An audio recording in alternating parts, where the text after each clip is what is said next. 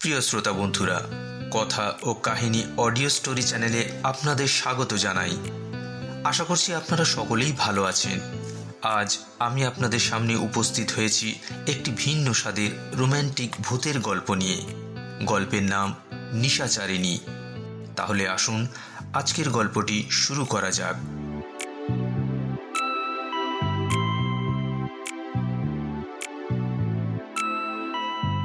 কৌশিক মুখার্জি পরিবারের সবচাইতে আদরের ছোট ছেলে। বিয়ে করে বউকে নিয়ে সে গড়িয়ার একটা ছাপোষা ফ্ল্যাটে আলাদা থাকে। বছর 3 হতে চলল তাদের বিয়ের। মৌসুমীকে পরিবারের পছন্দে সে বিয়েটা করেছিল। ভীষণ মুডি মেয়ে মৌসুমী।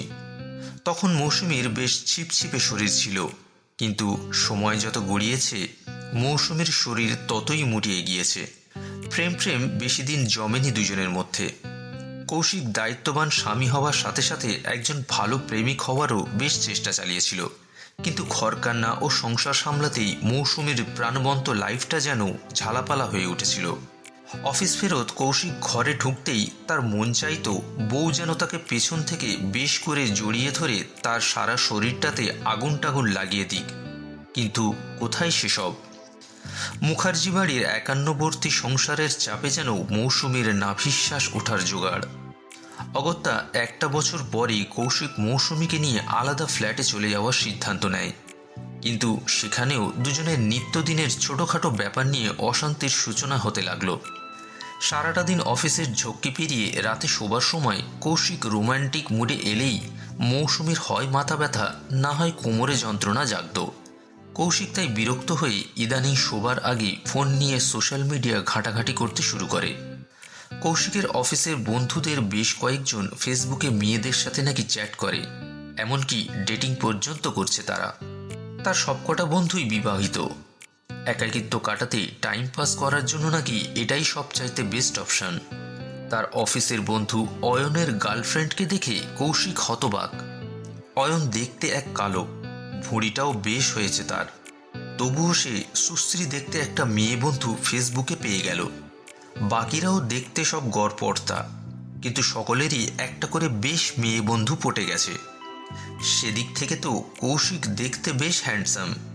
তারও যদি এমন একটা মেয়ে বন্ধু হয়ে গিয়ে থাকে তাহলে ক্ষতি কোথায়। প্রেম করার স্বাদ তার বহু দিনের। সেও ঘুমোতে যাওয়ার আগে ফেসবুকে রাত পর্যন্ত জেগে সুন্দরী মেয়েদের প্রোফাইলে উকিঝুঁকি মারতে শুরু করলো। মৌসুমীকে নিয়ে এ ব্যাপারে তার কোনো চাপ নেই। সে কৌশিকের পাশে শুয়ে দিদার নাক ডেকে ঘুমোতেই ব্যস্ত থাকে। ফোন নিয়ে মৌসুমী তেমন সোশ্যাল সাইটগুলো ঘাঁটাঘাঁটিও করে না। মা ও বোনেদের সঙ্গে কথা বললেই ওর সময় পার হয়ে যায়। এদিকে কৌশিক তার প্রোফাইলে একটা ফাটাফাটি ছবি আপলোড করে বাছাই করা মেয়েদের প্রোফাইলে ফ্রেন্ড রিকোয়েস্ট পাঠাতে শুরু করলো। বন্ধুরা তাকে শিখিয়ে দিয়েছিল, প্রথমে অনেক কাঠখড় পোড়াতে হবে তাকে। সহজেই কোনো মেয়েকে পাওয়া মুখের কথা নয়, ধৈর্য ধরতে হবে বেশ কিছুদিন। কিন্তু প্রায় 150রও কিছু বেশি ফ্রেন্ড রিকোয়েস্ট পাঠিয়েও কাজ হলো না দেখে কৌশিক হাল ছেড়ে দিল। এই জন্মে তার হয়তো মনের মতো মেয়ে বন্ধু আর হয়তো জুটবে না। ল্যাপটপটা কৌশিক কোলের উপর রেখে ফেসবুকের ফিডগুলো স্ক্রল করছিল। মৌসুমী তার পাশেই শুয়ে। রাত 1টা বাজে, এবার শুয়ে পড়তে হবে তাকে। হঠাৎ স্ক্রিনে একটা গ্রুপের নোটিফিকেশন দেখতে পেল সে। মিস্টিরিয়াস সেন্সেশনস নামে একটা গ্রুপ আইকন, তাতে এক মহিলার অস্পষ্ট মুখের অবয়ব। কৌশিক তার কৌতূহলবশত মনে আইকনটাতে একটা ক্লিক করতেই পেজটা খুলে গেল। তাতে বেশ সুন্দর সুন্দর মহিলাদের অনেকগুলো ছবি দেওয়া রয়েছে। অপরূপ সুন্দরী দেখতে সব মেয়েগুলো। কৌশিক ভালো করে লেখাগুলো পড়ল। সেই গ্রুপ পেজটির একেবারে উপরে লেখা, welcome to our mysterious community. Are you find a good partner for your lonely life? Join with us. লেখাটা পড়ে কৌশিক তার ভুরুদুরো কুঁচকে ভাবল, রহস্যময়ী কমিউনিটি বলতে আবার কি, ভূত প্রেত নাকি? সে কিছুটা স্ক্রল করে বেশ কয়েকটা প্রোফাইলে উঁকিঝুঁকি মারল। নামগুলো কেমন যেন সব অদ্ভুত টাইপের মনে হলো কৌশিকের। রক্তচাঁদের রমণী, গভীর নিশির ডাক, অন্তর্জালের অশরীরী। আবার কোনো প্রোফাইলে নাম লেখা রক্তকরবী, মায়াবী অন্তরাত্মা। কৌশিক ভাবল নিছক মজা করতেই কেউ এই গ্রুপটা বানিয়েছে। সেও মজার ছলেই চ্যাটবক্সে গিয়ে হাই হ্যালো লিখল। অনেকক্ষণ ধরে কোনো উত্তর নেই। এদিকে রাত অনেক হয়ে চলেছে। এবার দেরি করলে সকালে অফিস টাইমটা তার মিস হয়ে যাবে। না, অনেক হয়েছে, এবার শোবার পালা। লগ আউট করে কৌশিক মেশিনটা বন্ধ করতে যাবে কি হঠাৎ একটা রিপ্লাই এলো তার স্ক্রিনে। তাতে লেখা হাই, সঙ্গে একটা হার্ট ইমোজি। কৌশিক ধড়ফড় করে সোজা হয়ে বসল। সে ঝটপট টাইপ করল, হাই, তোমার নাম কি? উত্তরটা নিমেষে ভেসে উঠল স্ক্রিনে, নিশাচারিণী। কৌশিক মনে মনে ভাবল ই আবার কেমন নাম। সে টাইপ করল, তা এত রাতে কোথায় ঘোরাফেরা করছো? আবার সেই ক্ষণিকেই রিপ্লাই, তোমার মনে, সেই সঙ্গে হার্ট ইমোজিও দেওয়া।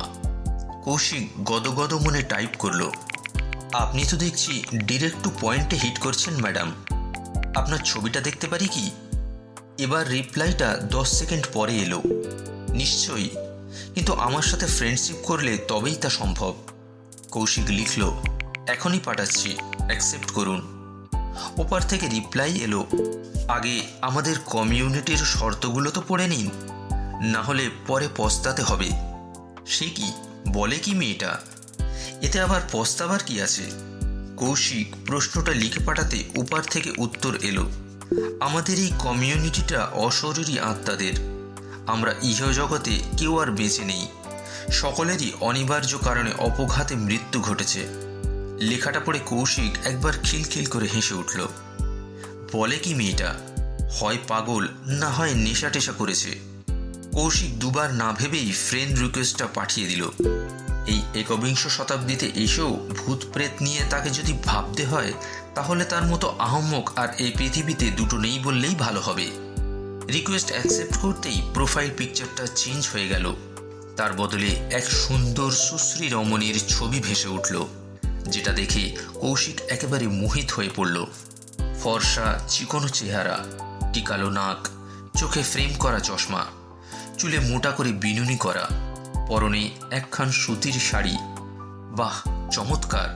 কৌশিক বেশ ঘটা করে মেয়েটির তারিফ করল। সে লিখল, প্রথমবার কোনো এত সুন্দরী ভূতকে দেখলাম।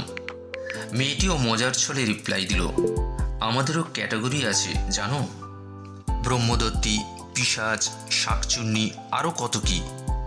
কৌশিক লিখল, তা তুমি কোন ক্যাটাগরির? ওপার থেকে রিপ্লাই এলো, আমি একজন পেতনি। কৌশিক লেখাটা পড়ে ফিক করে হেসে উঠল। সে মেয়েটিকে প্রশ্ন করল, ফেসবুকে মানুষ ছাড়াও প্রেতাত্মারাও ঘোরাফেরা করে তাহলে? তাতে মেয়েটি অকপট উত্তর দিল, বারে, কেন হবে না? আমাদেরও তো ফিলিংস বলে জিনিস আছে, বিস্তর চাওয়া পাওয়া আছে। ফেসবুক হলো আমাদের সেই চাওয়া পাওয়া পূরণের একটা হটস্পট, বুঝলে? তা বর্তমানে তোমার কোনো বয়ফ্রেন্ড আছে নাকি? উত্তর এলো, ছিল, ব্রেকআপ হয়ে গেছে। সেই দুঃখেই তো বিষ খেয়ে সুইসাইড করেছি। কৌশিক লিখল, ওয়াও, তো মৃত্যুর পরে কি হয় একটু বলো দেখি। উত্তর এলো, শুধু অপেক্ষা, দীর্ঘ এক অপেক্ষা। কৌশিক মেয়েটিকে প্রশ্ন করল, তোমার আসল নাম কি? মেয়েটি রিপ্লাই দিল, আমার আসল নাম সুলেখা। কৌশিক লিখল, খুব মিষ্টি নাম তোমার।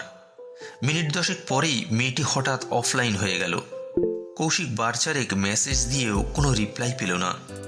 সে মনে মনে ভাবল, আর যাই হোক, অন্তত একটা মেয়েকে তো বন্ধু হিসেবে সে কাছে পেল, এটাই তার কাছে এখন অনেক পাওয়া। মৌসুমীর সাথে বিয়ে করে তার জীবনটা যেন পাতিলেবু হয়ে গিয়েছিল। সুলেখার সামনে মৌসুমী এখন তার কাছে পুরনো নিউজ প্রিন্টে ছাপা বাতের বিজ্ঞাপনের মতো। পরদিন দুপুরে অফিসে বসে ফোনে বেশ কয়েকবার সে সুলেখাকে মেসেজ করল, কিন্তু কোনো রিপ্লাই এলো না। মেসেজের কোনো রিপ্লাই না পেয়ে স্বভাবতই তার মনটা বেশ খারাপ। বন্ধুদের কাছে আপাতত ব্যাপারটা সে গোপনই রাখল। রাতে ঝটপট খাওয়া দাওয়া সেরে সে আবারও খাটে শুয়ে ল্যাপটপটা অন করল। সুলেখার এখনও কোনো রিপ্লাই নেই। রাত তখন ঠিক 1টা। হঠাৎ সুলেখা অনলাইন হতেই রিপ্লাইটা এলো, হাই হ্যান্ডসাম, কি করছো? কৌশিক আপ্লুত হয়ে প্রথমে টাইপ করতে গিয়েও একবার যেন থামল। সেখানে হতাশ ও অভিমানের সুর মিশিয়ে লিখল, সারাটা দিন তোমাকে যে কতটা মিস করলাম তা জানো, কিন্তু তুমি আমার মেসেজের একটিবারও রিপ্লাই দিলে না। ওপার দিয়ে সুলেখার রিপ্লাই এলো, প্লিজ সোনা, মন খারাপ করতে নেই, আমি তো তোমার মনের মধ্যেই রয়েছি। আসলে দিনের বেলা আমরা ঘুমাই, যেমন তোমরা রাতে। দিনে আমাদের কোনো কাজ থাকে না, গভীর রাতই হলো আমাদের কাছে উপযুক্ত সময়। কৌশিক পড়ল ভারী মুশকিলে। সে তো আজ রীতিমতো সুলেখার সাথে দেখা করার আবদার জানাবে বলে ভেবে রেখেছে, কিন্তু এ তো বলে যে দিনে সে ঘুমেতেই আচ্ছন্ন থাকে। তবুও সে সুলেখাকে তার আবদারটা জানালো। সুলেখা লিখল, ঠিক আছে, দেখা করাটা তোমার ইচ্ছাই হলেও আমাকে ছেড়ে দেওয়াটা তোমার জন্য সহজ হবে না, কিন্তু ভালো করে ভেবে নাও, আমাদের কমিউনিটিতে কিছু শর্ত আরোপ করা আছে। আমরা সহজেই কারোর সাথে দেখা করতে পারি না। জোরাজুরি করলে তবেই আমরা শর্ত সাপেক্ষে আগে বাড়ি। কৌশিক বলল, কেমন শর্ত? সুলেখা লিখল, একবার আমাদের সাথে দেখা করে নেওয়ার পর সহজেই কেউ আমাদের থেকে স্বেচ্ছায় দূরে সরে যেতে পারে না। কৌশিক তাতে লিখল, আর তাই বা যদি হয়? সুলেখা লিখল, না হলে ঘাড় মোটকে খাবো তোমার। বাপরে, কি সাংঘাতিক পরিকল্পনা মেয়েটার। কৌশিকও নাছোড় বান্দা, সেও বেশ মজার ছলেই লিখল, তোমার কোমল লাজুক ওই দুটো হাতে নিজের গর্দানটা মটকাতে পারলে আমি ধন্য হব। সুলেখা খানিক আক্ষেপের সুরেই লিখল, ছেড়েই যখন যাবে তখন কাছে আসার মানেটা কি বলো? কৌশিক লিখল, দূর বোকা মেয়ে, ওটা তো জাস্ট ইয়ার্কি মারছিলাম। বিশ্বাস করো, তোমাকে পেলে আর কিছুই চাই না আমার। সুলেখা লিখল, তাহলে ইটস ফাইন, বলো কবে দেখা করবে, আমি চলে আসব। কৌশিকের মনে যেন আতশবাজির ফোয়ারা উঠতে শুরু করলো। সে তড়িঘড়ি একটা লোকেশন সেট করলো। আগামীকাল রাত 8টায়, প্লেসটা একটা নিরিবিলি কফি শপ। সেখানে আসতে সুলেখার কোনো অসুবিধে হবে কি না তা কৌশিক জানতে চাইল। সুলেখা লিখল, নো প্রবলেম, তবে একাই এসো কিন্তু, কাল তাহলে দেখা হচ্ছে আমাদের। কৌশিক লিখে পাঠালো, okay babes, see you tomorrow night. এই বলে সে তার ল্যাপটপটা পাশে রেখে ঘুমিয়ে পড়ল। সকাল সকাল মৌসুমের হাতে তৈরি করা এক কাপ দারুণ চা দিয়ে কৌশিকের দিনটা শুরু হলো। আজ তার মনটা বেশ ফুরফুরে। সুলেখার সাথে দেখা করার উন্মাদনার পারদটা চরম সীমায় পৌঁছে গেছে তার। অফিসের জন্য রেডি হয়ে সে তার বাইকটা নিয়ে হাসি মুখে বার হলো রাস্তায়। আজ দিনটা তার জীবনে বেশ স্পেশাল হতে চলেছে। মনে আজ তার আলাদাই এক উত্তেজনা। গুনগুন করে সুর ভাসতে ভাসতে বার দুয়েক সে তার বাইকটাকে ফাঁকা রাস্তায় এদিক ওদিক কাত করে ছুটিয়ে নিয়ে চলেছে। কোনো রকমে সারাটা দিন অফিসের সমস্ত কাজ মিটিয়ে সন্ধ্যার আগে সে বাড়িমুখো হলো। আর 1 ঘন্টা বাদেই কফি শপে সুলেখার সাথে তার দেখা হবার কথা। বাড়ি ফিরে সে তার অফিসের ব্যাগটা সোফায় ছুঁড়ে দিয়ে তোয়ালে নিয়ে ঢুকলো বাথরুমে। সেফ টেপ করে বেশ করে সুগন্ধি সাবান দিয়ে স্নান টান সেরে কৌশিক তার আলমারি থেকে পার্টিওয়্যার টাইপের একটা শার্ট বার করে পরে নিল। আয়নার সামনে দাঁড়িয়ে চুলে জেল টেল দিয়ে ভালো করে ব্যাক ব্রাশ করে চুলটাকে আঁচড়ে নিল সে। একটা দামি পারফিউম আলমারিতেই পড়েছিল তার। সেটা দিয়ে 12 স্প্রে করে মুখে ফেয়ারনেস ক্রিমটা মাখছিল কৌশিক। এমন সময় পাশের ঘর থেকে কাপড় গুছাতে গুছাতে এ ঘরে এসে মৌসুমী কৌশিকের কাণ্ড কারখানাগুলো আর চোখে একবার করে দেখছিল। থাকতে না পেরে সে কৌশিককে বাঁকা চোখে প্রশ্ন করল, এমন সময় সাজুগুজু করে কোথায় চললে শুনি? কৌশিক বলল, কোম্পানির রিপ্রেজেন্টেটিভদের সাথে আজ সন্ধ্যায় তার একটা মিটিং আছে, তাই বসের সামনে ইমপ্রেশন জমাতে একটু নিজেকে সে রেডি করে নিচ্ছে। কৌশিকের মুখে এই কথা শুনে মৌসুমী সেইভাবেই তার বাঁকা দৃষ্টি নিয়ে তাচ্ছিল্যের সুরে বলে উঠল, যত সব ন্যাকামো, গত 3 বছরে তো আর একটিবারও কোনো প্রমোশন হলো না তোমার, এরপরেও নতুন করে ইমপ্রেশন ঝেড়ে লাভ কি? কৌশিক মৌসুমীর কথায় কান না দিয়ে তার শার্টের কফের বোতামগুলো লাগাতে লাগাতে ঘড়িটা হাতে পরে তাকে বিদায় জানিয়ে বাইরে রাস্তাটায় বেরিয়ে এলো। একটা ক্যাব বুক করে সে তাতে উঠে পড়ল। মাঝ রাস্তা থেকে একটা তাজা ফুলের বুকে কিনে নিতেও সে ভুলল না। ফার্স্ট এক্সপ্রেশনটা যাতে জবরদস্ত হয় সে চেষ্টায় কৌশিক তাতে কোনো খামতি রাখল না। ক্যাফেতে পৌঁছে সে একটা কর্নার টেবিলে নরম সোফায় গিয়ে বসল। চারিদিকে ছিমছাম স্নিগ্ধ করা পরিবেশ, চারপাশে ডার্ক ওয়ার্ম লাইট, সঙ্গে হালকা একটা মিউজিকও বাজছে। ঘড়িতে রাত তখন 8:10। সামনের বড় কাচের দরজাটা ফাঁক করে এক যুবতী ঢুকল কফি শপটায়। মেয়েটাকে দেখা মাত্রই কৌশিকের মনে এক অদৃশ্য ঝড় উঠল। তার হৃদস্পন্দনটা বেশ কয়েক ধাপ উপরে উঠে গেল। সামনেই যে মেয়েটি হেঁটে এসে তার টেবিলে বসল সেটা আর কেউ নয়, তার সদ্য ফেসবুক ফ্রেন্ড সুলেখা। তার পরনে পুরু সাদা ও হালকা কালো বর্ডার দেওয়া একটা দামি সুতির শাড়ি, চোখে হালকা পাওয়ারওয়ালা স্বচ্ছ গ্লাসের চশমা। সেই চশমার ফাঁক দিয়ে সুলেখার ঘোলা দুটি চোখ দেখে কৌশিক যেন তাতে বুঁদ হয়ে ডুবে গেল। মাথার লম্বা চুলগুলো সুন্দর মোটা করে বিনুনি করা। সুলেখা শেষে তার হাতের আঙুলের একটা চুটকি বাজাতে তার হুঁশ ফিরে এলো। হাই হ্যান্ডসাম, কি ব্যাপার, আগে কোনো সুন্দরী নারীর সাথে ডেট করনি বুঝি? কৌশিক নিজের সংবিত ফিরে পেয়ে সোজা হয়ে বসল। সেও খানিকটা ফ্ল্যাট করার সুরে বলে উঠল, তোমার মতো কিলার লুক হলে যে কেউ ঘায়েল হয়ে যেতে পারে ডিয়ার। সুলেখা হেসে উত্তর দিল, সো ইমপ্রেসিভ। কৌশিক তার পাশে রাখা গোলাপ ফুলের বুকেটা সুলেখার দিকে এগিয়ে দিতে সুলেখা সেটা হাতে নিয়ে বলে উঠল, ওয়াও, থ্যাঙ্কস। কৌশিক ওয়েটারকে ডেকে মেনু কার্ড থেকে সুলেখার পছন্দ মতো কিছু স্ন্যাক্স ফুড আর স্পেশাল কফি অর্ডার করল। কৌশিক সুলেখাকে বলল, প্রথমে ভেবেছিলাম কেউ আমার সাথে প্র্যাঙ্ক করছে, প্রোফাইলটা হয়তো ফলস। ভেবেছিলাম প্রোফাইলে একরকম আর বাস্তবে আরেক রকম মেয়েকে দেখব, কিন্তু সেই তোমাকেই সত্যি সচক্ষে দেখব তা কখনো ভাবিনি। সুলেখা কৌশিককে মৃদু হেসে প্রশ্ন করল, তোমার তাহলে সব ডাউট ক্লিয়ার বলছো? কৌশিক বলল, আর কি ডাউট থাকতে পারে? সুলেখা তার মায়াবী চোখ দুটো গোল গোল করে রহস্যময় দৃষ্টি নিয়ে ফিসফিস করে বলে উঠল, do you believe I am a ghost? Kaushik তার ঠোঁট দুটোকে দু আঙুল দিয়ে চেপে ফিসফিস করে হেসে উঠল। সুলেখা তার দিকে স্থির দৃষ্টিতে তাকিয়ে। পরক্ষণে কৌশিক একটু ক্যাজুয়াল হয়েই বলল, আমি শুনেছি ভূতেদের নাকি স্পর্শ করা যায় না। সুলেখা তার গালে হাত রেখে কৌশিকের কথাগুলো মন দিয়ে শুনছিল। সে সেইভাবেই স্থির দৃষ্টি নিয়ে কোমল স্বরে বলে উঠল, সেটা তো একান্ত সেই প্রেতাত্মার উপর নির্ভর করে।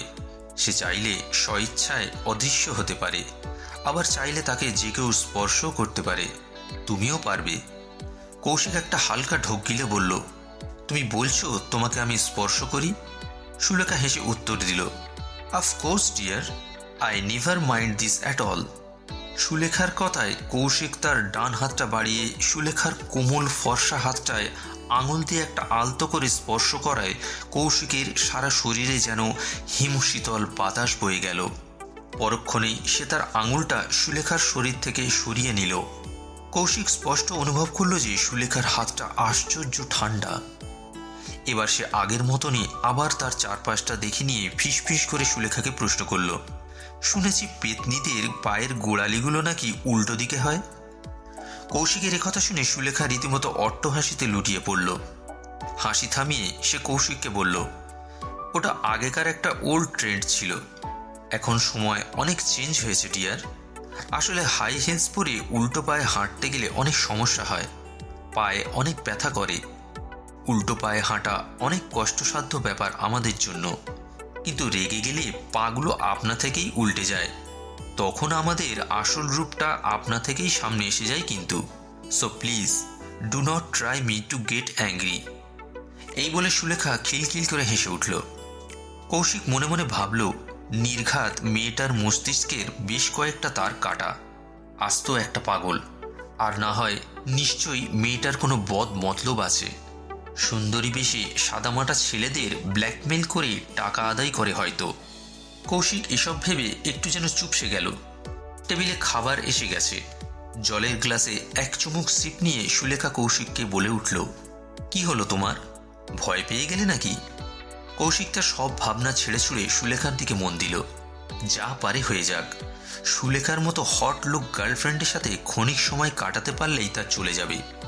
মাঝে মধ্যে পার্কের ফাঁকা বেঞ্চে বসে চোখে চোখ রেখে হাত ধরাধরি করে ইয়ে করতে পারলেই তার জীবনের অর্ধেক ব্যথাই কম হয়ে যাবে। খাওয়া দাওয়ার মাঝে দুজনের মধ্যে বেশ কিছু ইন্টারেস্টিং আলাপ আলোচনা হলো। মাঝে মাঝে তো কৌশিক যেন সুলেখার দুটো মায়াবী ঘোলাটে চোখের দিকে এক দৃষ্টে চেয়ে থেকে কথার খেই হারিয়ে ফেলছিল। সে যে বাস্তবে কোনোদিন এক সুন্দরী রমণীর সাথে টেবিলে বসে ডেট করবে তা হয়তো তার কাছে ছিল এক কল্পনাতীত ব্যাপার। যদিও মেয়েটি নিজেকে তার সামনে পেতনি বলে জাহির করছে। ব্যাপারটা শুধু মৌসুমীর দৃষ্টিগোচরে না আসলেই হলো, জানাজানি হলে নির্ঘাত মৌসুমীও তার ঘাড় মটকাবে। কি জ্বালা রে বাবা। প্রায় 1.5 ঘন্টা কেটে গেছে। দুজনে কফি শপ থেকে বেরিয়ে সামনের ফাঁকা রাস্তায় হাঁটা ধরল। সামনেই একটা খোলা গার্ডেন মতো এরিয়া। ধীর পায়ে দুজনে সেদিকেই এগিয়ে চলেছে। কৌশিক সুলেখাকে বলল, সারাদিন তোমাকে ভীষণ মিস করি, কিন্তু মেসেঞ্জারে তোমার কোনো রিপ্লাই পাই না। সুলেখা বলল, কমিউনিটি গ্রুপে দিনের বেলা চ্যাট করা নিষিদ্ধ, কিন্তু তুমি চাইলে আমাকে ফোন কল করতে পারো। কৌশিক একথা শোনা মাত্রই পকেট থেকে তার ফোনটা বার করে সুলেখার দিকে বাড়িয়ে দিল। সুলেখা তাতে নিজের ফোন নম্বরটা টাইপ করল। কৌশিক তার অফিসের বন্ধু রাজেশের নামে সেটা সেভ করে নিল। বাড়িতে বউয়ের ভয়ে সে কী বার করতে পারে। আকাশে মেঘের গুড়গুড় শব্দ হতে শুরু করেছে। চারপাশে তখন বেশ ঠান্ডা হাওয়া বইছে। সবুজ পাতায় মোড়া গাছগুলো সেই ঠান্ডা বাতাসে দুলতে শুরু করেছে। একটু পরেই বৃষ্টি নামবে হয়তো। দুজনে এবার একটা খোলা সবুজ মাঠ মতো জায়গায় এসে দাঁড়ালো। এরই মধ্যে একটা দমকা বাতাস আসতেই সুলেখার আঁচলটা উড়ে কৌশিকের মুখে এসে তার মুখটা সম্পূর্ণ ঢেকে দিল। কৌশিক তার মুখ থেকে সুলেখার শাড়ির আঁচলটা সরিয়ে তাকে নিষ্পলক দৃষ্টিতে দেখে চলেছে। সুলেখার বুকটা তখন আঁচল ছাড়া উন্মুক্ত অবস্থায়। কৌশিকের ডান হাতে ধরা সুলেখার শাড়ির আঁচলটা। তীব্র বাতাসটাও সেইভাবেই বয়ে চলেছে। একটা সময় বাতাস থেমে ঝিরঝিরে বৃষ্টি পড়তে শুরু করলো, কিন্তু দুজনেই যেন সেই মুহূর্তটাতেই স্তব্ধ হয়ে রইল। চারপাশে তখন হালকা এক মিউজিকের ছোঁয়া। কৌশিক তার হাতে আঁচলটাকে ধরে সেইভাবেই সুলেখার কাছে ধীরে ধীরে এগিয়ে এলো। সুলেখা তার চোখ দুটোকে আস্তে করে বন্ধ করে নিল। তার ঠোঁটে মুখে বৃষ্টির বিন্দু বিন্দু ফোঁটা পড়ে চলেছে। কৌশিক সুলেখার মুখের সামনেটায় এসে তার ঠোঁটটাকে সুলেখার ঠোঁটের একেবারে কাছে এনে আলতো করে ঠেকাতেই আকাশে একটা মৃদু বজ্রপাতের শব্দ ভেসে গেল। দৃশ্যটা যেন কোনো রোম্যান্টিক সিনেমার মতোই। দুটি যুগল একে অপরকে আলিঙ্গন করে রইল বেশ কিছুক্ষণ। সুলেখার ঠোঁটের সেই ছোঁয়ায় কৌশিক যেন নিজেকে এক আলাদা জগতে হারিয়ে ফেলল। মিনিট 10 পরই বৃষ্টিটা থেমে গেল। সুলেখা আর কৌশিকও একটু থামল। কৌশিক নিজেকে একটু অপ্রস্তুত ফিল করল। সুলেখা তার শাড়ির আঁচলটা পুনরায় ঠিক করে নিয়ে কৌশিককে বলল, এবার আমাকে যেতে হবে। কৌশিকের মনের অবস্থা তখন বেশ বেকাবু। সে যেন আরও কিছুটা সময় সুলেখার সাথে কাটাতে চায়। সুলেখা বেশি কথা না বলে কৌশিককে বিদায় জানিয়ে সামনের রাস্তাটা ধরে হাঁটা দিল। কৌশিক যেন হতবাক অবস্থায় বেশ কিছুক্ষণ সেখানে চোখ দুটো বুজে একাই দাঁড়িয়ে রইল।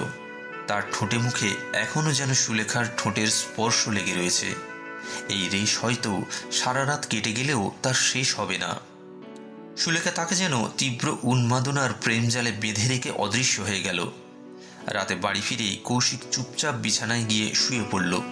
তার চোখে এখন বারবার শুধু আর শুধু সুলেখার পাগল করে দেওয়া সেই কোমল চাহানি ভরা মুখটাই ভেসে উঠছে। পরদিন ছিল রবিবার। অফিস ছুটি থাকায় কৌশিক দেরি করেই ঘুম থেকে উঠল। ব্রেকফাস্ট সেরেই সে ফোনটা নিয়ে বাইরে উঠোনটাতে পায়চারি করতে শুরু করলো। আগের দিন রাতে তার ও সুলেখার রোম্যান্টিক লিপ কিসিংটার কথা মনে পড়তেই কৌশিকের শরীর ও মনটা কেমন যেন শিরশিরিয়ে উঠল। সে ফোনে সুলেখার নম্বরটা ডায়াল করল। খানিকক্ষণ রিং হওয়ার পরই ওপার থেকে কোমল একটা স্বর ভেসে এলো, হাই হ্যান্ডসাম, কেমন আছো? এরপরই শুরু হলো ফোনে দুজনের প্রেম বাক্যালাপ। সেই বাক্যালাপে কৌশিকের মুখের হাসির স্টাইলটা যেন আলাদা একটা লেভেলে গিয়ে পরিণত হলো। তার যেন আর কোনো দিকে খেয়াল খবরই রইল না। এক দু কথায় তাদের ফোনের বাক্যালাপ দেখতে দেখতে ঘন্টার পর ঘন্টা চলতে লাগলো। এদিকে ছাদে শুকানো কাপড় তুলতে গিয়ে মৌসুমী দূর থেকে কৌশিকের হাসি মুখখানা দেখে ধন্দে পড়ে গেল। এর আগে তো সে কারোর সাথে তাকে ফোনে এভাবে কথা বলতে দেখেনি। ব্যাপারটা কি? ঠিক সেই মুহূর্তেই কৌশিকের নজরও ছাদে দাঁড়িয়ে থাকা মৌসুমীর দিকে পড়তে সেও বেগতিক বুঝে ফোনটা কানে ধরে বাড়ির ভিতরে চলে গেল। মৌসুমী বেশি না ভেবে আবার তার কাজে মন দিল। আজ তাকে সব কাজ গোছগাছ করে বাপের বাড়ি যেতে হবে। মৌসুমীর কদিন ধরেই তার বাবা মাকে দেখার বেশ ইচ্ছা করছিল। কৌশিককে সে এক রাতের জন্য থাকার কথা বলতে কৌশিকে যেন একটু হাঁপ ছাড়ল। এই সুযোগে সেও সুলেখার সাথে চুটিয়ে চ্যাট করে নেবে। কৌশিকের মনে তাই সকাল থেকেই যেন খই ফুটছিল। দুপুরে নিচের ঘরে খাওয়ার সময় মৌসুমী কৌশিককে সকালের কথাটা জিজ্ঞাসা করল, কি ব্যাপার বলো তো, আজকাল বেশ হাসি খুশি মনে রয়েছে দেখছি। সকালে তো বেশ দাঁতগুলো বার করে ফোনে কথা বলছিলে, কার সাথে শুনি? কৌশিক খেতে খেতেই বিষম খেয়ে বলে উঠল, আচ্ছা মুশকিল হলো, হাসি খুশি মনে থাকলে তাতেও তোমার অসুবিধা? মৌসুমী সন্দেহর দৃষ্টি ভরে তাচ্ছিল্যের সুরে কৌশিকের দিকে চেয়ে বলল, একটু আলাদা রকমেরই আবভাব লক্ষ্য করছি কদিন ধরে, তাই বললাম। প্রমোশন পাচ্ছ নাকি? কৌশিক ঢকঢক করে এক গ্লাস জল খেয়ে উঠতে উঠতে মৌসুমীকে বলল, খুব শীঘ্রই সব দেখতে পাবে প্রিয়তমা। বিকালের দিকে কৌশিক একটা ক্যাব বুক করে মৌসুমীকে তার বাপের বাড়ির পথে রওনা করল। বাড়িতে এখন সে সম্পূর্ণ একা। সন্ধ্যা থেকেই সে সুলেখার ফোনে সমানে কল করে চলেছে, কিন্তু মুশকিল হলো সুলেখার ফোন বারবার সুইচ অফ বলছে। সুলেখার সাথে কথা বলার জন্য কৌশিক যেন উদগ্রীব হয়ে রয়েছে। রাত পর্যন্ত সে সুলেখাকে ফোনে পেল না। রাতের খাবার দাবার গরম করে খেয়ে নিয়ে কৌশিক বেডে গিয়ে তার ল্যাপটপটা অন করলো। ফেসবুকের মেসেঞ্জারে গিয়ে বেশ কতকবার সে সুলেখার প্রোফাইলে মেসেজ করলো। এদিকে সুলেখার কোনো সাড়া শব্দই নেই। রাত ঠিক 12টা বাজে। চারিদিকে তখন নিঝুম রাতের নিস্তব্ধতা। তখনই কৌশিকের ল্যাপটপের স্ক্রিনে সুলেখার রিপ্লাই ভেসে এলো, হাই হ্যান্ডসাম, বলো কি করছো? কৌশিক খানিক বিরক্ত হয়ে লিখল, এভাবে আমাকে কষ্ট দিয়ে কি পাও তুমি? আজ সন্ধ্যা থেকে তোমাকে কল করছি, মেসেজ করছি, কিন্তু তোমার কোনো খবর নেই। মেসেজটা পড়ে সুলেখা রিপ্লাই দিল, সরি ডিয়ার, আসলে ভূতেদের লাইফেও কিছু সমস্যা থেকেই থাকে, তার জন্য টাইম টু টাইম রিপ্লাই দেওয়াটা সবসময় সম্ভব হয়ে ওঠে না, বুঝলে? সুলেখার মুখ থেকে বারবার ভূত শব্দটা শুনে শুনে কৌশিক যেন অতিষ্ঠ ফিল করতে শুরু করলো। সে বিরক্ত হয়ে লিখল, তুমি আমাকে বারবার নিজেকে ভূত বলে প্রমাণ করে আসলে কি লুকোতে চাইছো বলো তো? আমাকে কি তুমি নিতান্ত বোকা পেয়েছো? ওপার থেকে এবার কোনো রিপ্লাই নেই। কৌশিক আবার প্রশ্ন করল, কি হলো বলবে তো? 10 সেকেন্ড পর স্ক্রিনের মেসেঞ্জারে সুলেখার একটা ভিডিও কল এলো। কৌশিক সেটা রিসিভ করতেই ওপার থেকে হালকা লাল আভাযুক্ত সুলেখার চেহারা দেখা গেল। তার মুখটা কিঞ্চিত গম্ভীর। সে ভিডিও কলেই বলে উঠল, তোমাকে আমি আগেই সব খুলে বলেছিলাম যে আমি একটা প্রেতাত্মা, একজন মৃত মেয়ে, একটা পেতনি। প্রথমে তো আমাকে বিশ্বাস করার কোনো প্রশ্ন ছিল না, এখন হঠাৎ আমায় এত অবিশ্বাস করছো কেন? কৌশিকেরও যেন আজ মনে জেদ চেপেছে। সে সুলেখার এই ধাপ্পাবাজি ব্যাপারটার আসল সত্য সামনে এনেই ছাড়বে। সেও শটান আবদার করল, ঠিক আছে, সত্যিকারের ভূত যদি হয়ে থাকো তাহলে এই মুহূর্তেই আমার সামনে এসে হাজির হও, দেখি তুমি কত বড় ভূত। সুলেখা কৌশিকের এই আবদার শুনে এক দীর্ঘ অট্টহাসিতে লুটিয়ে পড়ল। হাসি থামিয়ে সে বলল, চোখটা একবার বন্ধ করো। একথা শুনে কৌশিক তার চোখে মুখে একরকম তাচ্ছিল্য ভরা এক্সপ্রেশন নিয়ে অবশেষে তার চোখ দুটো ক্ষণিকের জন্য বন্ধ করল। চোখ বন্ধ অবস্থায় একটা সময় কৌশিক তার চারপাশটা কেমন শীতল হাওয়ার ছোঁয়া অনুভব করতে শুরু করলো। সে তার চোখ দুটো আস্তে করে খুলতেই দেখল ঘরটাতে কোথা থেকে যেন সম্পূর্ণ লাল বাতির আলোয় ভরে গেছে। তার গাটা যেন কেমন ছমছম করে উঠল। পরক্ষণেই সে অনুভব করলো কে যেন তার পাশে এসে বসে আছে। কৌশিক তার মুখটা ডান পাশে ঘোরাতেই তার সারা শরীরে যেন বিদ্যুৎ খেলে গেল। তার পাশে বসে একজন যুবতী, তার সম্পূর্ণ মুখমণ্ডল লম্বা কালো চুলে ঢাকা, পরনে লাল রঙের পাড় দেওয়া সাদা শাড়ি। যুবতীটি মিহি সরু গলায় বলে উঠল, কি এবার বিশ্বাস হয়েছে? কৌশিকের চোখ দুটো যেন বিস্ফারিত। সে তার চোখ দুটোকে যেন বিশ্বাসই করতে পারছে না। সে তার খাট থেকে হাত চারেক ছিটকে দূরে গিয়ে পড়ল। তার মুখটা হাঁ হয়ে গেছে। খাটে বসে থাকা সুলেখা তখন তার মুখ থেকে তার লম্বা চুলগুলো 2 হাত দিয়ে সরিয়ে উঠে দাঁড়িয়েছে। সে বলে উঠল, আমার পায়ের দিকে একবার লক্ষ্য করো। কৌশিক তার অবাক বিস্ফোরিত দৃষ্টি নিয়ে সুলেখার পায়ের দিকে চাইতে সে দেখল সত্যি সত্যি সুলেখার পায়ের গোড়ালিগুলো উল্টে রয়েছে। এবার মানলে তো তুমি একজন পেতনিকে নিজের প্রেমিকা বানিয়েছো? কৌশিকের গা থেকে তখন সমানে ঘাম ছুটে চলেছে। সে ঢোক গিলে কাঁপা গলায় বলে উঠল, তো তো তো তো- তুমি সত্যি একজন প্রেতাত্মা? আমি বিশ্বাসই করিনি। কৌশিকের এই কথা শুনে সুলেখা আবারও অট্টহাসিতে ফেটে পড়ল। আমি তো আগেই বলেছিলাম তোমাকে, একবার ফ্রেন্ড রিকোয়েস্ট অ্যাকসেপ্ট করলে সহজে তুমি আমাকে ছাড়তে পারবে না। গতকাল তুমি আমাকে জড়িয়ে ধরে যদি লিপ কিস না করতে, তাহলে হয়তো আমি এভাবে তোমার প্রেমে পড়তাম না। এখন আমার আর কিছু করার নেই সোনা। এখন থেকে তুমি আমার, শুধু আমারই, বুঝলে? কৌশিক তার শুকনো কেঁদো কেঁদো গলায় বলে উঠল, এ তুমি কি বলছো? এ তো অসম্ভব ব্যাপার। আমি আমি একজন বিবাহিত পুরুষ। আমার এক স্ত্রী আছে, আমার সংসার আছে। কিন্তু তার কথা এখন শোনে কে? সুলেখা অট্টহাসি হাসতে হাসতে ধীরে ধীরে মেজে ছেড়ে শূন্যে বাতাসে ভেসে উঠল। তারপর তীব্র গতিতে কৌশিকের মুখের সামনে এসে বাতাসে অদৃশ্য হয়ে গেল।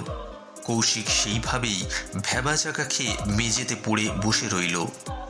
সারাটা রাত তার একটা দুঃস্বপ্নের মতো উন্মুক্ত চোখের সামনে দিয়েই পার হয়ে গেল। সকালে যখন তার ঘুম ভাঙল তখন বেলা বেশ গড়িয়েছে। অফিস যাওয়াটা আজ হয়তো আর তার পক্ষে সম্ভব নয়। মাথাটা ভীষণ ভারী ঠেকছে তার। শরীরটাও বেশ দুর্বল মনে হচ্ছে। পাশে থাকা ফোনটা হঠাৎ বেজে উঠল। কৌশিক ফোনটা হাতে নিতে দেখল সুলেখার ফোন। নামটা দেখেই তার গাটা কেমন যেন শিউরে উঠল। কাঁপা হাতে ফোনটা রিসিভ করতেই ওপার থেকে সুলেখার হাসির শব্দ ভেসে এলো। কাল রাতে অতিরিক্ত ভয় পেয়ে গেছো দেখে ছেড়ে দিয়েছিলাম, কিন্তু সব সময় আমি ছেড়ে কথা বলি না। তুমি যে বিবাহিত তা আগে বলনি কেন? আমার সাথে গোপন প্রেম সম্পর্কে জড়াবে বলে? টাইম পাস করার জন্য, তাই না? কৌশিক কাঁপা গলায় বলল, আমি বড় ভুল করে ফেলেছি সুলেখা। ব্যাপারটাকে আমার সিরিয়াসলি নেওয়া উচিত ছিল। সুলেখা ফোনের ওপার থেকে বলে উঠল, যা হওয়ার তা তো হয়ে গেছে। এখন আর তোমার কাছে কোনো চয়েস নেই ডিয়ার। হয় আমার সাথে প্রেম করো, না হয় তোমার ঘাড় হবে আমার সেলফি স্টিক। কথাটা বলেই সেই বিকট অট্টহাসি। ফোনটা হঠাৎ আপনা থেকেই কেটে গেল। কৌশিক পড়ল মহা ফ্যাসাদে। আর যাই হোক, এই সুলেখা নামক শাকচুন্নি বা পেতনির কাছ থেকে তাকে রেহাই পেতেই হবে। কি করা যায় সেই উপায় সে বার করতে লেগে পড়ল। ঠিক তার পরের মুহূর্তেই কৌশিকের হাতের ফোনটা আবার বেজে উঠল। সে থড়ফড় করে ফোনটা রিসিভ করতে ওপার থেকে মৌসুমীর গলার আওয়াজ ভেসে এলো। হ্যালো, কি গো, বাপের বাড়ি এসেছি বলে যে আমাকে একেবারেই ভুলে গেছে দেখছি। একবারও ফোনও করলে না আমায়। কৌশিকের মনের অবস্থা তখন বেশ শোচনীয়। সে আর ৭-৫ না ভেবে ভয়ে সব সত্যি কথা মৌসুমীকে জানিয়ে দিল। কথাগুলো শুনে মৌসুমী প্রথমে তেলে বেগুনে জ্বলে গেলেও শেষে কৌশিকের মনের অবস্থা বুঝে খানিক শান্ত হলো। সে বলে উঠল, আর কাউকে না পেয়ে শেষে শাকচুন্নির পাল্লায় পড়লে? ঘরে বউ থাকতে এত কিসের জ্বালা শুনি? বেশ হয়েছে, ঘাড় মোটকে খেলে তখন বুঝবে আসল ঠেলা। কৌশিক কাঁচুমাচু গলায় মৌসুমীকে বোঝাবার চেষ্টা করল যে তার বড় শিক্ষা হয়েছে। সে এখন সত্যিই অনুতপ্ত। এদিকে মৌসুমীও তার স্বামীর কাণ্ড কারখানায় দিশেহারা। যে কোনো উপায় হোক, আগে তাকে এই বিপদ থেকে রক্ষা করতেই হবে। মৌসুমী ফোনটা রেখে কিছুক্ষণ চিন্তা ভাবনা করল। তার এক দূর সম্পর্কে খুড়তুতো দাদা আছে যে নাকি এইসব তন্ত্র সাধনা ইত্যাদি সিদ্ধি করে। ওকে বললে হয়তো কোনো একটা উপায় টুপায় বের হতে পারে। সে দেরি না করে তার বাবার কাছ থেকে সেই খুড়তুতো দাদার ফোন নম্বরটা জোগাড় করে তাকে একটা কল করল। সমস্ত ব্যাপার স্যাপার শুনে তিনি মন্তব্য করলেন, গম্ভীর সমস্যা। পেতনিদের কবল থেকে মুক্তি পাওয়াটা এত সহজ নয় বুঝলি। তবে অসম্ভবও নয়, পথ আছে। কিন্তু কপাল জোর থাকলে তবেই সে টোটকা কাজে লাগতে পারে।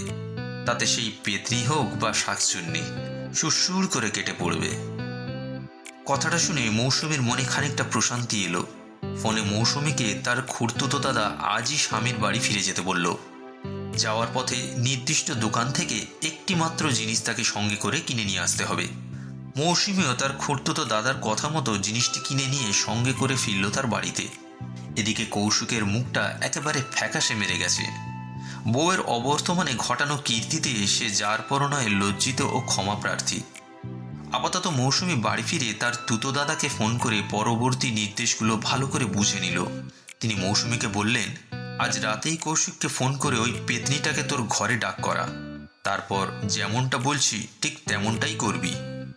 কথা মতো কৌশিক সন্ধ্যা নাগাদ সুলেখাকে ফোন করে তাকে বাড়িতে ডাকলো। সুলেখাও বেশ গদগদ মনে একেবারে সেজেগুজে কৌশিকের বাড়ি পৌঁছিল ঠিক রাত 9টায়। এদিকে মৌসুমীও খাপটি মেরে চুপচাপ ঘরের এক কোণে লুকিয়ে আড়ালে সব ঘটনাগুলির উপর নজর রাখছে। সে কোনোই দিয়ে কৌশিকের হাতে গুঁতো মেরে তাকে আগে থেকেই সাবধান করে রেখেছিল, যাতে সুন্দরী শাকচুন্নিটাকে দেখে সে আবার গলে না যায়। আর শাকচুন্নিটার শরীরের এদিক ওদিক হাত লাগালেই পিঠে ঘাড়ে বেশ করে তাকে কিলচড় ঘুষি খেতে হবে, এই কথাও সে কৌশিককে ভালো করে মনে করিয়ে দিয়েছে।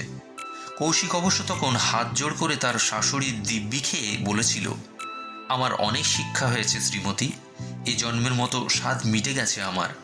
মৌসুমী তাতে রেগে লাল হয়ে বলে উঠেছিল, আমার মায়ের দিব্যি নিচ্ছ কেন তাহলে? কৌশিক কান ধরে বলেছিল, ভুল হয়েছে, আমার মায়ের দিব্যি। কৌশিক খাটে বসে ফোন ঘাঁটছিল। হঠাৎই সুলেখার ঘরে আগমন ঘটল। সুন্দর সুতির একখানা শাড়ি পরে বেশ করে বিনুনি করা চুলগুলোতে হাত বুলাতে বুলাতে সে কৌশিকের পাশে এসে বসল। তার মুখে এখন এক লাস্যময়ী হাসি। কৌশিক ঢোক গিলে বলল, তুমি এসে গেছো? সুলেখা কৌশিকের দিকে আর চোখে চেয়ে ঘাটটাকে কাত করে হেসে উঠে বলল, বারে, তুমি ডাকবে আর আমি আসবো না?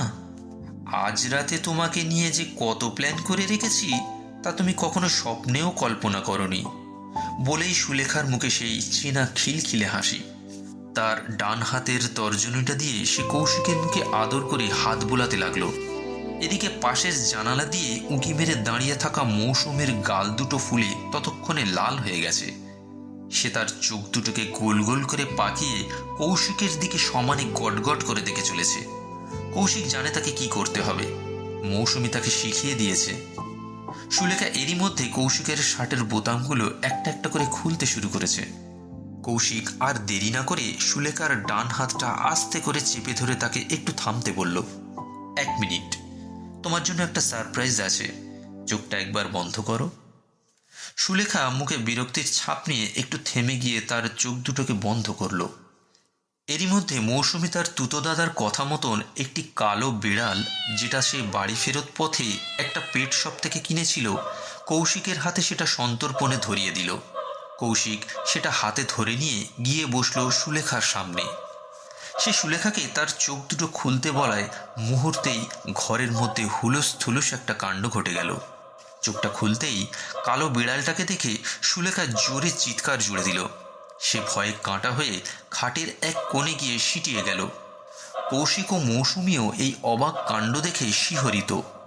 তার মানে মৌসুমীর সেই তুতো দাদাটির টোটকাটা কাজে লেগেছে। শাকচুন্নি বা পেতনিরা কালো বিড়ালকে ভীষণ ভয় পায়। একথা মৌসুমীর তুতো দাদাটি প্রেতাত্মাদের পিএইচডি করার সময় নাকি গবেষণায় আবিষ্কার করেছিল। তুতো দাদা মৌসুমীকে বলেছিল, যদি দেখিস পেতনি ভয় খেয়েছে, অমনি কৌশিককে বলতে বলবি ও যেন সেই মুহূর্তে কৌশিককে ছেড়ে চলে যায়, আর কোনোদিন যেন তাকে দ্বিতীয়বার না বিরক্ত করে। দেখবি ও নিশ্চয়ই কেটে পড়বে। হলো তাই। সে কৌশিককে ছেড়ে যাবে ঠিকই, কিন্তু সেই সঙ্গে সুলেখা কৌশিককে তার শর্তটির কথা মনে করালো, যেটা কৌশিক তার অজান্তেই সুলেখার সাথে করেছিল। কৌশিক জানতে চাইল তাকে ছাড়ার শর্তটি কি।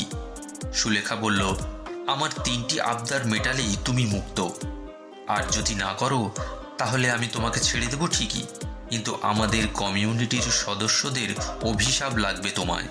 বাকিটা তোমার ইচ্ছা। এই বলে সুলেখা বাতাসে অদৃশ্য হয়ে গেল।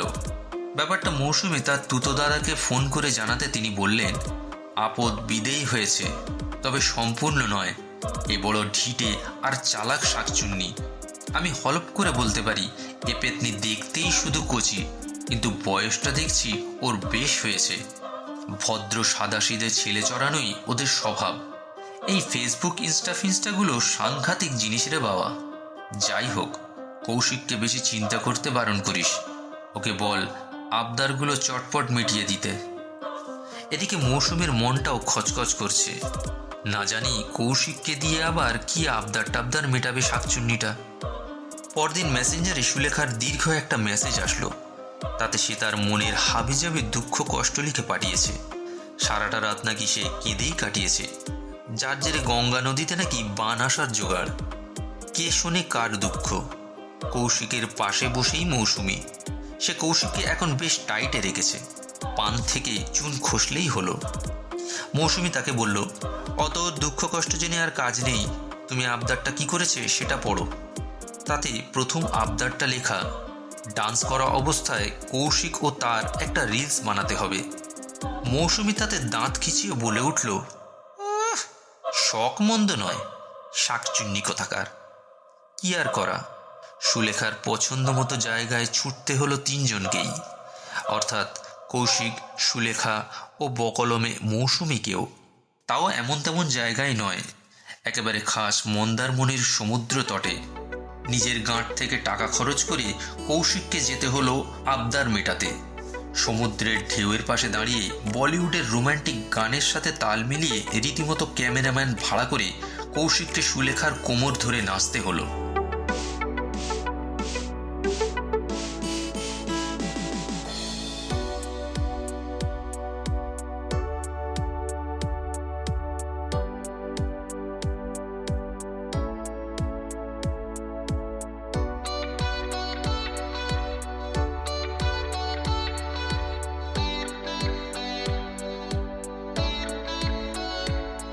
এর জন্য কৌশিককে মৌসুমীর যে কত দাঁতে খিঁচুনি আর চোখ রাঙানি সহ্য করতে হয়েছিল তা একমাত্র সেই জানে। এর মধ্যে কৌশিকের সাথে বেশ দু একটা অপ্রীতিকর ঘটনাও ঘটে। যেমন, অফিসের বাইরে দাঁড়িয়ে দোকানের সামনে সে চা খাচ্ছিল। সে সেখান থেকে সরে আসতেই ওই একই জায়গার উপর থেকে একটা বড় পাথরের চাই এসে সপাটে পড়ল। কৌশিক সেটা দেখে অবাক হয়ে যায়।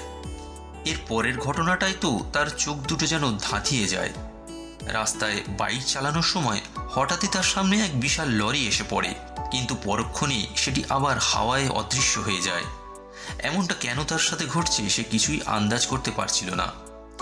এবার সামনে এলো সুলেখার দ্বিতীয় আবদারটি। ভরা সন্ধ্যায় শ্মশানের ধারে জ্বলন্ত চিতার আগুনে সুলেখাকে তার পছন্দ মতো পদ খাওয়াতে হবে কৌশিককে, তাও সম্পূর্ণ নিজের হাতে রান্না করে। যা তা রান্না করলে চলবে না, খাবারগুলো সুস্বাদু হতে হবে। এই সেরেছে। কৌশিক তো রান্না বান্না করতে জানে না, কি হবে তাহলে? ভরসা সেই একমাত্র অর্ধাঙ্গিনী মৌসুমী। একরকম বাধ্য হয়ে মৌসুমী কৌশিককে 3 রকম পদ রান্না করতে শেখালো। বেওয়ারিশ লাশ যেখানে পোড়ানো হয় সেখানে একদিন ভর সন্ধ্যায় দুজন গিয়ে উপস্থিত হলো। নিভে আসা জ্বলন্ত চিতার গরম কাঠের কয়লা দিয়ে রান্না করলো কৌশিক, আর তা তাড়িয়ে তাড়িয়ে খেলো সুলেখা। লুচি আর দম আলুর তরকারি, সঙ্গে মটন কষা ও রাইস পোলাও। এখানে বাঁধলো একটা গোল। কৌশিক 5খানা লুচি তৈরি করেছিল। 3টে লুচি খেয়েছিল সুলেখা। কৌশিক সেদিন লুচিই খায়নি, কিন্তু লুচির পাত্র থেকে সবগুলো লুচি সাবার হয়ে গিয়েছিল। স্বভাবতই কৌশিকের মনে প্রশ্ন জাগলো, বাকি 2টো লুচি গেল কোথায়? সুলেখা তাতে তার চোখ দুটো গোল গোল করে পাকিয়ে বলল, লুচিটা আসলে খেয়েছে আমার এক বন্ধু, আমার এক্স বয়ফ্রেন্ড। কৌশিক সুলেখার এ কথা শুনে প্রায় চমকে উঠল। বলে কি মেয়েটা? সুলেখা তার আঙুল দিয়ে দূরে ইশারা করে দেখালো, ওই যে সে ওইখানে দাঁড়িয়ে তোমাকে ফুঁসিয়ে ফুঁসিয়ে দেখছে। ও একটা পিশাচ, বড্ড জেলাস। ব্রেকআপের পরেও আমার পিছু ছাড়েনি। ওর সাথে বিয়ে না হওয়ার কারণে আমি একসময় বিষ খেয়ে আত্মহত্যা করি, যার কারণে আমার ভাইয়েরা ওকে খুন করে হত্যা করে। যেই থেকে তোমার বিষয়ে জানতে পেরেছে সেই থেকে তোমার উপর নজর রেখেছে। গত কয়েকদিন আগে তোমার মাথায় পাথর চাপাতে যায়, না পেরে লরি দিয়ে তোমাকে পেশার চেষ্টা করে, কিন্তু বিফল হয়ে যায়। কটা দিন একটু সাবধানে থেকো। কথাগুলো শুনে কৌশিকের মাথাটা যেন একবার ঘুরে উঠল। এ তো সাংঘাতিক ব্যাপার, গোদের ওপর যেন বিষ ফোড়া। আবদারগুলো পুরো হলেই কৌশিক যেন প্রাণে বাঁচে। 3 নম্বর আবদারটা সুলেখা সরাসরি মন্তব্য করে না জানালেও শেষ দিনের মতো সে কৌশিককে কলকাতার নিউ টাউনে বিশাল এক ঝিলের ধারে বিকালের দিকে দেখা করতে বলল। আজ সুলেখার মনটা বেশ বিষণ্ণ। কৌশিকের সাথে আজ তার শেষবারের মতো দেখা। ঝিলের ধারে দুজন পাশাপাশি বসে আছে। কৌশিক সুলেখাকে প্রশ্ন করল, আগেও তাহলে তুমি আমার মতো অনেককেই নিজের প্রেম জালের ফাঁদে ফাঁসিয়েছ, তাই না? সুলেখা চুপ থেকে তার মাথাটা উপর নিচ নাড়ল। কৌশিক আবারও প্রশ্ন করল, তাও কতজনকে? আচ্ছা, তোমার বয়সটা ঠিক কত? জানতে বড্ড ইচ্ছা করছে। সুলেখা আর কিছু না বলে মৃদু হেসে কৌশিককে তার ফোনটা পকেট থেকে বার করতে বলল। কৌশিক তার ফোনটা বার করতেই সুলেখা তাকে মেসেঞ্জারটা খুলতে বলল। কৌশিক ফেসবুক মেসেঞ্জার খুলল। সুলেখা বলল, আমার শেষ আবদারটা হলো, যদি তোমার সত্যি সাহস থাকে তাহলে আমার সামনে আমাকে ব্লক করে দেখাও। পারবে? আছে সাহস তোমার? মুখে বলতে পারবে যে আমি তোমাকে ভয় পাই না? সুলেখার চোখে মুখে তখন রাগ, অভিমান ও করুণা মেশানো এক অভিব্যক্তি। তার চোখের এক কোণে জল জমে। কৌশিক বেশ বুঝতে পারছে যে তার হৃদস্পন্দনটা হঠাৎ করে বেড়ে গেছে। তার শরীরে একটু একটু করে কাঁপুনি ধরছে। সুলেখা তার কথার মায়াজালে আবারও তাকে বশে আনার চেষ্টা চালাচ্ছে। সুলেখার এই মিথ্যা মোহমায়ার জগতের আশ্রয় ত্যাগ করে তাকে তার বাস্তবের জগৎ মৌসুমীর কাছে ফিরে আসতে হবে। আরেকটুকু সময় নষ্ট না করে কৌশিক সুলেখাকে বলল, আমি ভয় পাই না। বলে কৌশিক ব্লক বাটনে চাপ দিল। হঠাৎ চারিদিক নিস্তব্ধ হয়ে অন্ধকারে মুড়ে গেল। একটা দমকা বাতাস বয়ে গেল কৌশিকের সামনে দিয়ে। সুলেখা অদৃশ্য হয়ে গেল। ভেসে উঠল তার কণ্ঠস্বর, বাহ, সাহস আছে তোমার। যে আমাকে ব্লক করে আমি তাকে ছাড়ি, কারণ সে জানে অনলাইনে প্রেম অফলাইনে টেকে না। হঠাৎ হাওয়া থেমে গেল। কৌশিক তার ফোনে লক্ষ্য করে দেখল সুলেখার প্রোফাইলের বদলে এখন লেখা দেখাচ্ছে ইউজার নট ফাউন্ড। কৌশিক তখন হাঁটু গেড়ে মাটিতে বসে হাঁফ ছেড়ে বলল, উফ, বেঁচে গেলাম। সপ্তাহখানেক পর কৌশিক তার ল্যাপটপের মেলে রহস্যময় ঠিকানা থেকে একটা মেল পেল। তাতে প্রেরকের কোনো নাম লেখা ছিল না, ছিল 4 লাইনের একটা উত্তর। তাতে লেখা ছিল, প্রিয় কৌশিক, তুমি আমাদের শেষবারের দেখায় জানতে চেয়েছিলে যে মৃত্যুর পরে আমি কতজনকে নিজের প্রেম জালের মিথ্যা ফাঁদে ফাঁসিয়েছিলাম, তাই না? আসলে যুগ যুগ ধরে আমি বিভিন্ন রাজা-রাজড়া, মোগল বাদশা থেকে শুরু করে তাবড় তাবড় ব্রিটিশ সাহেবদেরকে নিজের আঙুলের ইশারায় নাচিয়েছিলাম।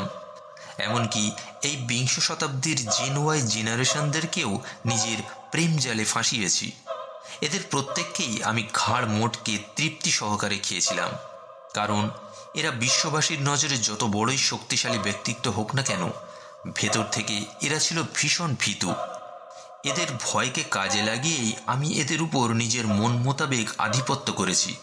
কিন্তু এই প্রথমবার তোমার কাছে হার মানলাম। কেন জানো?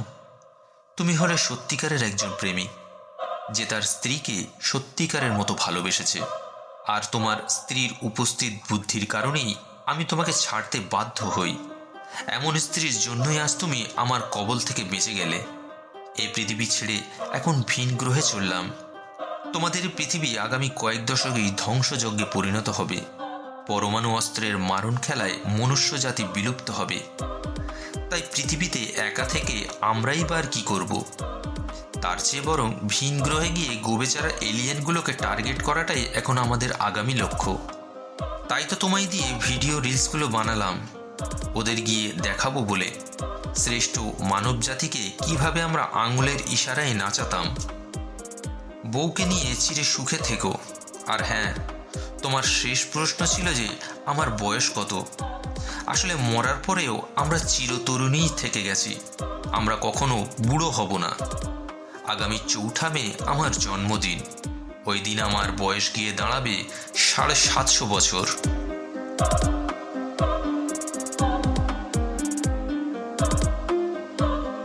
গল্পটি যদি আপনাদের ভালো লেগে থাকে তাহলে ভিডিওটিতে একটি লাইক দিন, ভিডিওটি বন্ধুদের সঙ্গে শেয়ার করুন এবং এই ধরনের আরও অডিও স্টোরি শুনতে এই চ্যানেলটিকে অবশ্যই সাবস্ক্রাইব করুন। ভালো থাকুন, সুস্থ থাকুন।